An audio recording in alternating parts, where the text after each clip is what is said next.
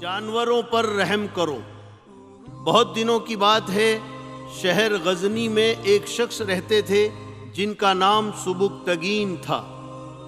وہ تھے تو اپنے قبیلے کے سردار، مگر تھے بہت غریب۔ ایک گھوڑے کے علاوہ ان کے پاس کچھ نہ تھا۔ وہ اپنا زیادہ وقت سیر و شکار، گھومنے پھرنے اور شکار کرنے میں گزارتے تھے۔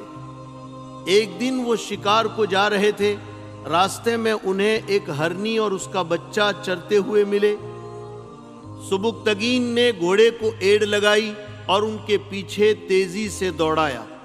دونوں جان بچا کر بھاگے، مگر بچہ تو آخر بچہ ہی تھا، کتنا تیز بھاگ سکتا تھا۔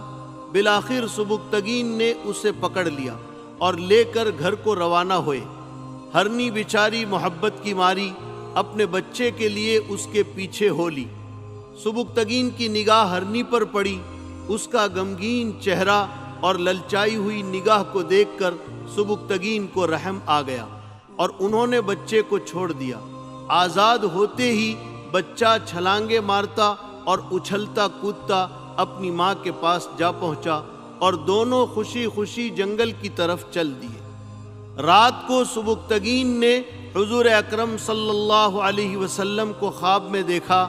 آپ صلی اللہ علیہ وسلم نے فرمایا، سبکتگین، تم نے بیچاری ہرنی پر رحم کیا، تمہارا یہ کام اللہ کو بہت پسند آیا، اتنا پسند آیا کہ تمہارا نام بادشاہوں کی فہرست میں لکھ دیا گیا۔